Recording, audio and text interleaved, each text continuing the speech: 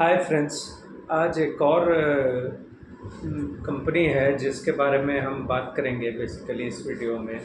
पहले उसके business model को भी समझेंगे और इस क्वार्टर के रिज़ल्ट को भी समझेंगे। तो कंपनी का नाम जो है वो है सेजिलिटी इंडिया। बेसिकली ये एक सर्विस प्रोवाइडर कंपनी है जो कि हेल्थ केयर में काम करती है। थोड़ी सी अलग सी कंपनी है, थोड़ा सा अलग सा डिफरेंट सा मॉडल है। बेसिकली ये इंडिया में लिस्टेड है और इनका जो मैक्सिमम बिज़नेस आता है वो यूएस से आता है। बेसिकली ये कंपनी शायद पहले एक किसी और कंपनी का हिस्सा थी, उसने इस हिस्से को बेच दिया और फिर सेजिलिटी इंडिया बोलकर इसका नाम आया और फिर ये अभी लिस्ट हुई है बेसिकली। तो सेजिलिटी इंडिया बेसिकली करती क्या है, वो आउटसोर्स करती है काम यूएस के जो आप ये समझें कि पूरा हेल्थ केयर और इंश्योरेंस सेक्टर है, उसका काम जो है वो आउटसोर्सिंग करते हैं। बेसिकली कहा जा सकता है एक काइंड ऑफ आईटी कंपनी है, लेकिन related to insurance and health care से। तो यूएस में अब मैं थोड़ा सा बेसिक आपको एक आइडिया दूं तो जिससे क्या होगा, ये मॉडल आपको समझने में थोड़ी सी आसानी होगी। मैं कोशिश करूंगा बहुत सरल भाषा में इसको समझा सकूं आपको।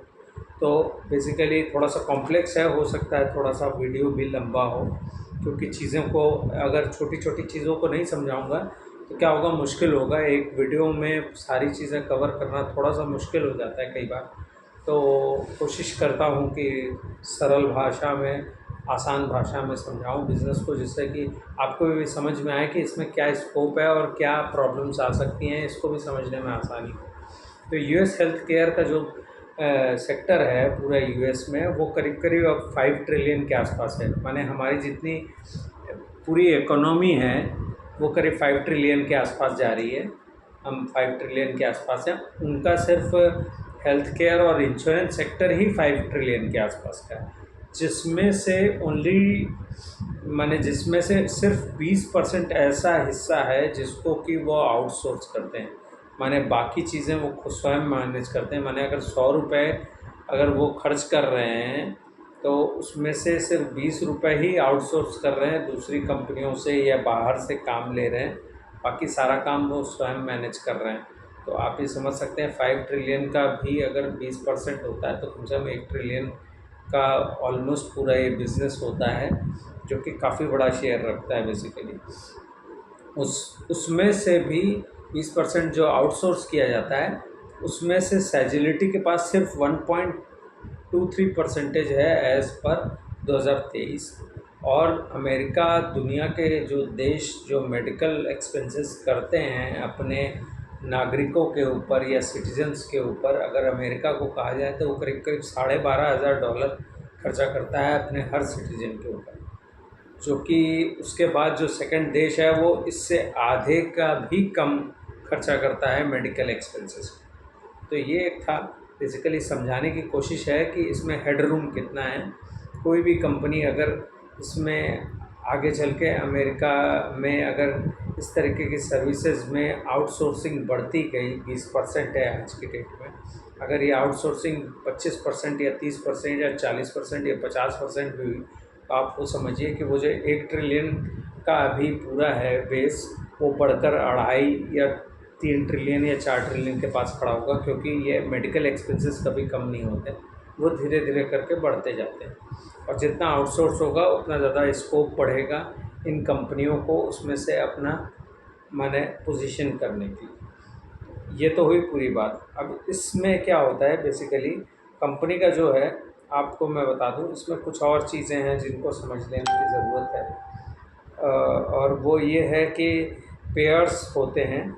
पेयर्स और प्रोवाइडर्स दो हिस्से होते हैं इनके पार्ट में, जिनके थ्रू इनको बिजनेसेस मिलता है।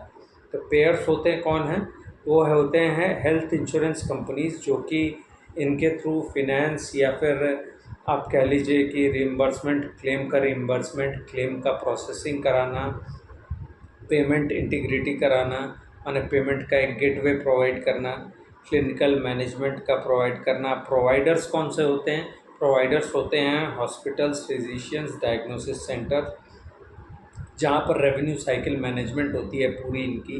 बेसिकली कोई पेशेंट आया, डॉक्टर को दिखाया, उसने टेस्ट लिखा, इन्होंने उसका टेस्ट किया, अगर उसका कोई इलनेस निकल आई, उसका आगे ऑपरेशन होना है या उसको कोई सर्जरी होनी है या उसके फर्दर टेस्ट होने हैं, तो अगर वो बंदा मेडिकली इंश्योर्ड है तो ये कंपनी बेसिकली बीच का वो काम करती है। वो कहेंगे कि ये सारे टेस्ट का हम इंश्योरेंस क्लेम करेंगे और हमको ये सुविधाएं प्रोवाइड हों। तो सेजिलिटी इंडिया वो बीच का पार्ट प्ले करती है, वो प्रोवाइडर्स और पेयर्स के बीच का पार्ट प्ले करती है। जो भी इनको वहाँ से ये सारे पेपर वर्क और सारा काम, इंश्योरेंस ठीक है कि नहीं, उसको कितना पेमेंट होना चाहिए, कोई इशू हो, कोई माने किसी का कोई इशू हो, कोई कहे कि मुझे क्लेम कम मिला, कोई कहे कि अगर इनको ये पता चलता है कि किसी को ज़्यादा पेमेंट हो गया है तो ये उनसे बात करके उनसे पेमेंट भी वापस रिकवर कराकर प्रोवाइडर्स को या फिर कह लीजिए पेयर्स को, दोनों को प्रोवाइड कराते हैं। तो ये है बेसिकली, एक तरीके से समझना ज़रूरी है पेयर्स और प्रोवाइडर्स कौन हैं। और इसके साथ साथ इंश्योरेंस का वेरिफिकेशन करना, बिलिंग करना, अकाउंट्स मेंटेन करना। बहुत सारे ऐसे अमेरिका के देशों में इंश्योरेंस कंपनी के पास ऐसे क्लाइंट्स होते हैं जो कि गवर्नमेंट एम्प्लॉय होते हैं, जिनके लिए पूरा खर्च फ्री होता है, उनका पेपर वर्क का काम होता है। तो इंश्योरेंस कंपनी ये काम अपने ऊपर नहीं लेने के बजाय इसको आउटसोर्स कर देती है। बेसिकली उनको एक एक्सेस प्रोवाइड होता है जिसके थ्रू सेजिलिटी इंडिया ऑनलाइन या मेल के माध्यम से या फिर टेलीकम्युनिकेशन के थ्रू क्या करती हैं, इन सारी चीज़ों के पेपर और सारा सिस्टम को एक पूरा ये फील्ड चेक और माने सारी चीज़ों को मेंटेन करके चलती हैं, डॉक्यूमेंटेशन कंप्लीट करती हैं, ये पूरा एक प्रोसेस को फॉलो करती हैं जिसके थ्रू ये आगे काम करते हैं। इसमें ये लोग काफ़ी चीज़ें जो मैंने बताया कि ये सारी चीज़ों को ये चेक भी करते हैं और कहीं कोई अपील का मामला आता है या कुछ आता है तो उसको भी हैंडल करते हैं और इसमें भी फर्दर रिज़ल्ट होता है। तो बेसिकली इसमें जो रेवेन्यू इनका बनता है वो टाइम बेस्ड भी बनता है, ट्रांजैक्शन बेस्ड भी बनता है। टाइम बेस ये कि मान लीजिए जैसे किसी ने इनसे सर्विस मांगी, उससे एक चार्ज या फ़ी कम का चार्ज करते हैं। बेसिकली इनका क्लाइंट हुआ या फिर जो भी हुआ, इनके जो क्लाइंट्स हैं उनके थ्रू कोई कस्टमर आया तो उससे भी ये टाइम बेस्ड या ट्रांजैक्शन बेस्ड होता है। उसने कहा कि भाई मेरा ये ज़रूरत है, मुझे आप ऐसे ऐसे सर्विसेज प्रोवाइड कर दीजिए और इससे रिलेटेड जो भी डॉक्यूमेंटेशंस या पेपर्स की ज़रूरत है तो उसमें भी हेल्प कर दीजिए। तो इस तरीके का एक पूरा सिंक्रोनाइज वे में काम चलता है और इसको उस तरीके से करते हैं। कई बार कुछ मामले ऐसे आते हैं जैसे किसी की क्रिटिकल इलनेस अचानक निकल आई, किसी को इमरजेंसी है, किसी को अचानक ऑपरेशन की ज़रूरत है, तो उसमें भी आउटकम बेस्ड पे इनका रेवेन्यू बनता है। तो रेवेन्यू का जो पार्ट है उसमें एक बड़ा इंटरेस्टिंग फिगर है कि पेयर्स जो इनके इंश्योरेंस कंपनीज़ हैं वहाँ से इनको सबसे ज़्यादा रेवेन्यू आता है, करीब करीब 88.5% रेवेन्यू वहाँ से आता है।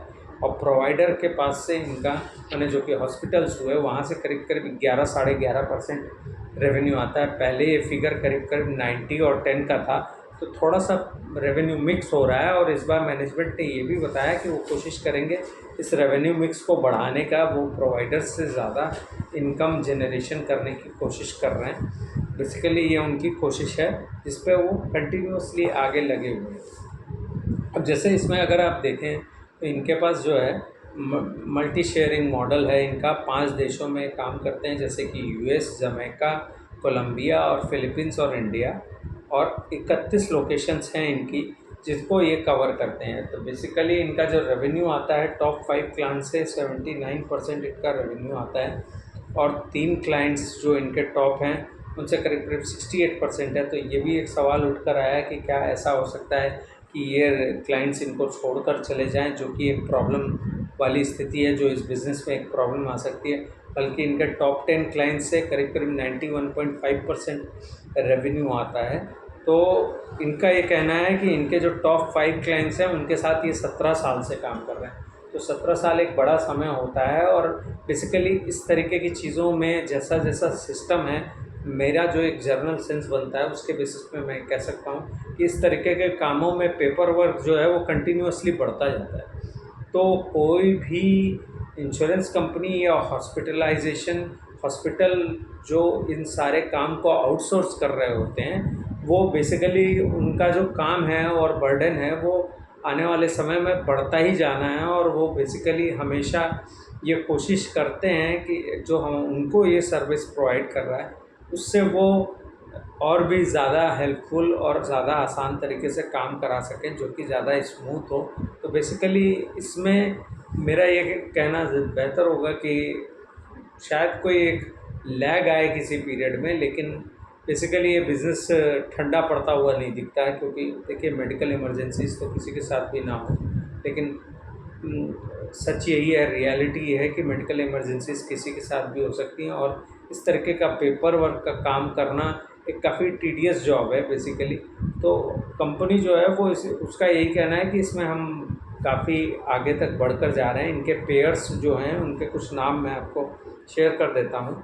United Health Care, Elevance Health, Centene cooperation, CV Health और सिग्ना हेल्थ केयर, और ह्यूमाना बोल के एक है, और हेल्थ केयर सर्विस कॉरपोरेशन है। ये सारे हुए इनके पेयर्स। और प्रोवाइडर्स जो हॉस्पिटल हैं, जॉन हॉपकिंस आपने नाम सुना होगा, उनका एक हॉस्पिटल है। टेनेट हेल्थ केयर एक हॉस्पिटल है। यूसीएसएफ हेल्थ केयर, सेडर है एक, और इनकॉम्पास हेल्थ बोलकर है। क्लेवलैंड क्लिनिक है, काफ़ी नामी है, जो कि नॉर्थ वेस्ट मेमोरियल बोलकर एक है। यूनिवर्सल हॉस्पिटल हेल्थ केयर भी बोलकर, इनके ये सारे प्रोवाइडर्स हैं जिनके नाम हैं। तो बेसिकली इन्होंने क्या किया है, इनके पास इस समय जो वर्क फोर्स है वो 44,000 है, और इसमें से 60% जो हैं वो वुमेन वर्कर्स हैं इनको।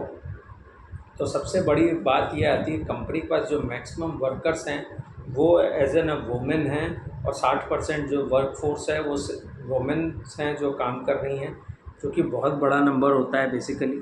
और ये भी एक बात उठकर आई कि कहा यह गया कि क्या इनको ट्रैवल करना पड़ता है, क्या ये इंडियंस होते हैं या कहीं और से लिए जाते हैं। तो इनका ये कहना है कि ये उन लोगों को काम में रखते हैं जो कि ग्रीन कार्ड होल्डर्स हैं। बेसिकली ये कंपनी जो है ये अपना सारा बिज़नेस यूएस बेस्ड है इनका। तो इनसे जब ये पूछा गया कि क्या आप ये कोशिश कर रहे हैं कि आप और भी देशों में इस काम को बढ़ाएं, उनका कहना है कि अभी यूएस में ही इनको इतना स्कोप दिख रहा है कि कहीं और जाने की अभी जगह नहीं बन रही है। उनका ये कहना है कि 20% जो आउटसोर्सिंग हो रही है पूरे इस बिज़नेस में, अभी हम सिर्फ 1%, 1.5%, 1.5% के आसपास है, और यहाँ अभी बहुत स्कोप है। और ये अपने आप में इतनी बड़ी इंडस्ट्री है, इंश्योरेंस कंपनीज़ का इतना काम है, उनके पास इतने क्लेम्स होते हैं। क्लेम का नंबर जो पता चला मुझे, 105 मिलियन क्लेम्स इन्होंने सेटल किए हैं, और साढ़े सात करोड़ करीब इन्होंने, शायद आसपास क्या नंबर था, 750 मिलियन है शायद। तो वो एक नंबर है जो कि इन्होंने टेलीकम्युनिकेट किया है लोगों के साथ या क्लाइंट्स के साथ डील किया है। तो आप समझ सकते हैं कि कितना वर्कफोर्स लगता है, कितना काम है। और बेसिकली इनके जो भी हैं वो ऑन शोर है, माने जहाँ पर इनकी फैसिलिटी है लोकली ही लोग रहते हैं, उनको कहीं कोई वीज़ा और इस तरीके की कोई प्रॉब्लम वाली चीज़ नहीं है। तो यूएस का टैरिफ या वीज़ा का कोई इशू अगर है तो उसका कोई इफ़ेक्ट नहीं है इस कंपनी में, बेसिकली देखने में आता है। कंपनी ने इस क्वार्टर में करीब करीब जो है देखने में आया है कि 82 क्लाइंट है कंपनी के पास इस समय। 5 नए क्लाइंट उन्होंने ऐड किए हैं। 24 क्लाइंट्स के साथ, एग्जिस्टिंग क्लाइंट्स के साथ इन्होंने एक्सपेंशन किया है, माने उनको क्रॉस सेल किया है, एक से ज़्यादा प्रोडक्ट उनको बेच रहे हैं। और इन्होंने कई नई एक्विजिशंस किए थे, जैसे डीसीआई बोल के एक कंपनी है, उसको इन्होंने एक्वायर किया था, जो कि बेसिकली पेमेंट इंटीग्रिटी में काम करती है। पेमेंट करने में लोगों को सुविधाजनक ऑनलाइन पेमेंट का एक माध्यम प्रोवाइड करती है। जो भी पेशेंट्स होते हैं या जो भी होते हैं जिनको पेमेंट करना होता है, या फिर जो भी इनको रिक्लेम करना होता है या इनको इंश्योरेंस का क्लेम मिलना होता है, तो उसका एक गेटवे इन्होंने बना दिया है। इन्होंने आर्टिफिशियल इंटेलिजेंस का बहुत ज़्यादा इस्तेमाल कर रहे हैं। ब्रिज एआई बोलकर एक इन्होंने आर्टिफिशियल इंटेलिजेंस है जिसका ये इस्तेमाल करते हैं अपने बिज़नेस में। ब्रॉड पाथ बोल के एक कंपनी है जिससे इन्होंने एक्वायर किया है, शायद एक क्वार्टर हुआ है अभी उसको, एक क्वार्टर के ही नंबर्स उसमें ऐड ऑन हुए हैं, इसीलिए कंपनी का जो सेल है वो भी बढ़ गया था बेसिकली। तो कंपनी ओवरऑल अच्छा कर रही है। कंपनी का ये कहना है कि हम एक्सपेक्टेशन यही कर रहे हैं। उन्होंने इस साल की जो गाइडेंस है वो पहले कम बताई थी, लेकिन अब करीब करीब वो 21% रेवेन्यू में जंप देख रहे हैं। तो पूरे साल में उन्होंने कहा है कि हम 21% के हिसाब से ग्रोथ करेंगे। और जो EBITDA लेवल पे जो ग्रोथ है वो करीब करीब 25% के आसपास आएगी। तो अगर इस क्वार्टर का नंबर देखें, आप फिनेंशियल्स पे बात कर लो, तो रेवेन्यू का जो ग्रोथ है वो करीब करीब 25.2% था इस क्वार्टर में, जो कि पिछले साल सेम क्वार्टर में 21.1% था। तो रेवेन्यू काफ़ी तेज़ी से बढ़ गया। हालांकि कंपनी का गाइडेंस वही 15% के आसपास था, और ऑर्गेनिक ग्रोथ अगर कंपनी खुद के दम पर जो कमा रही है, बेसिकली एक्विजिशन बेस्ड जो इनका रेवेन्यू है वो बढ़ गया है। ब्रॉडपाथ के इन्होंने जो ख़रीदा उसकी वजह से इनका रेवेन्यू जो है वो बढ़ता हुआ दिख रहा है, 25.2% दिख रहा है। ऐसे अगर इनका खुद का अगर रेवेन्यू देखें तो दैट इज़ ऑलमोस्ट 16%, जो अपने दम पर ये कर रहे हैं। बेसिकली ब्रॉडपाथ का जो रेवेन्यू है वो ऐड ऑन होकर 25% के आसपास बन रहा है इसका। तो इनका मार्जिन जो है वो करीब करीब 26% है। हालांकि इनका गाइडेंस कम का था, लेकिन फिर भी 23-24% का गाइडेंस रहा है, और पिछले 3 साल से 22-23-24% का गाइडेंस देते आए हैं और वैसा ही करते आए हैं। इस बार इनका जो मार्जिन है वो करीब करीब बढ़ गया है, 26% के आसपास है। हालांकि उनका यही गाइडेंस है कि वो 25% के आसपास रहेगा। और अगर सेल की बात करें तो करीब करीब पिछले साल से इस साल इनका जो सेल है वो करीब करीब 13,250 करोड़ से बढ़कर 16,585 के आसपास आ गया है। और EBITDA जो है वो करीब करीब 3,465 से बढ़कर 4,352 है। तो दोनों में ही करीब करीब 25% और 25.5% के आसपास की ग्रोथ है। लेकिन जो पैट है कंपनी का वो करीब करीब 1636 से बढ़कर 3,010 पे पहुंच गया है, जो कि 84% की ग्रोथ है। इसको अगर आप देखें तो काफ़ी ये नंबर काफ़ी बढ़ा हुआ दिखता है और काफ़ी अच्छा प्रोवाइड कर रहे हैं। तो इन्होंने भी गाइडेंस यही दिया है कि 21% से हम अपना रेवेन्यू बढ़ाते रहेंगे, और इनकी उम्मीद ये है कि वो ये 20%, 15 से 20% के बीच में रेंज में अगले 2 से 3 साल तक उनको नहीं लगता कि कोई प्रॉब्लम होगी। इनके लिए जो बेहतर क्वार्टर होता है वो Q4 होता है। Q3 थोड़ा सा लीन पीरियड होता है। लेकिन जो कि नंबर्स आए और जो कंपनी है वो उस लिहाज से देखने में यही आता है कि अच्छा कर रही है कंपनी। बेसिकली पूरा इनका है जो हेडक्वार्टर है यहाँ पर बेंगलोर में है। बेंगलोर में इनका हेडक्वार्टर है और वहाँ से ये ऑपरेट कर रहे हैं बेसिकली। तो इनसे ये भी सवाल पूछा गया है मैनेजमेंट से कि क्या आप ये देख रहे हैं कि हम इस सर्विसेज को और भी देशों में लेकर जाएं। तो उनका ये कहना है कि अभी हमारे पास अमेरिका में ही, यूएस में ही इतना स्कोप है जिसको हम कवर नहीं कर पा रहे हैं। हम कोशिश में लगे हुए हैं कि कंटिन्यूस हमारा, पहले ये कोशिश कर रहे थे कि अपने टॉप क्लाइंट्स को जो नंबर है उसको बढ़ाने का कोशिश कर रहे थे कंटिन्यूस। लेकिन अब ये क्या है, छोटे क्लाइंट्स के तरफ इनका ध्यान आकर्षित हुआ है और वहाँ वो कोशिश कर रहे हैं कि छोटे क्लाइंट्स को एक्वायर किया जाए, क्योंकि ये अपनी डिपेंडेंसी को कम करना चाहते हैं टॉप 5 क्लाइंट्स में। अगर आप देखें तो इनके टॉप 10 क्लाइंट्स से 91% का रेवेन्यू आता है, जिसको ये नीचे लाना चाहेंगे, क्योंकि कभी भी कोई कंपनी हो ही सकता है कि इनसे काम लेकर दूसरे को काम दे दें। और इनका यही कहना है कि हर बिज़नेस जो ये कर रहे हैं इस समय करंटली, ऐसा होता है यूजुअली कि हर कंपनी या इंश्योरेंस कंपनी कह लीजिए या फिर हॉस्पिटल्स को ले कह दीजिए, तो 1 से 2-3 वेंडर तक लेकर चलते हैं पैरेलली। कभी किसी को काम दिया, कभी किसी को काम दिया। लेकिन इनका ये भी कहना है कि जल्दी कोई ऐसे काम को बदलता नहीं है, क्योंकि क्या होगा कि फिर वो सिनर्जी नहीं बनेगी। काम करने में जो सिनर्जी चाहिए, पेशेंट का डिले आएगा, लैग आएगा। मान लीजिए पेशेंट भर्ती हो गया, उसको क्लेम नहीं मिल रहा है, मान लीजिए उसके पेपर वर्क में प्रॉब्लम आनी शुरू हुई। एक नई कंपनी को जल्दी ये स्विच नहीं करते हैं, क्योंकि प्रॉब्लम वहाँ आएगी जब आप सर्विस प्रोवाइड नहीं कर पाएंगे। तो ये कुछ ऐसी चीज़ें हैं, यूनिकनेस है, जिसकी वजह से लगता ये है कि कंपनी जो है वो बहुत अच्छा करेगी। कोई बाई सेल की रिकमेंडेशन नहीं है, ये एक नई कंपनी थी। इसका बिजनेस एनालिसिस प्लस रिज़ल्ट दोनों मैंने आज आपके साथ शेयर किए। तो मैं कोशिश करता रहूँगा कि और भी इसी तरीके से कंटिन्यूस रिज़ल्ट्स की तरफ हम फॉरवर्ड करें। कई और कंपनियों के रिज़ल्ट्स हैं, एक्चुअल में काफ़ी समय लग जाता है इन सारी डिटेल्स को सॉर्ट आउट करके वीडियो बनाने में। तो मैं कोशिश करूँगा आगे और बताऊँ, कोई आगे और भी रिज़ल्ट्स को फॉलो करेंगे। कोई बाई सेल की रिकमेंडेशन नहीं है। आप अपने फिनेंशियल एडवाइज़र से ज़रूर चर्चा करें और तब किसी शेयर में इन्वेस्ट करें।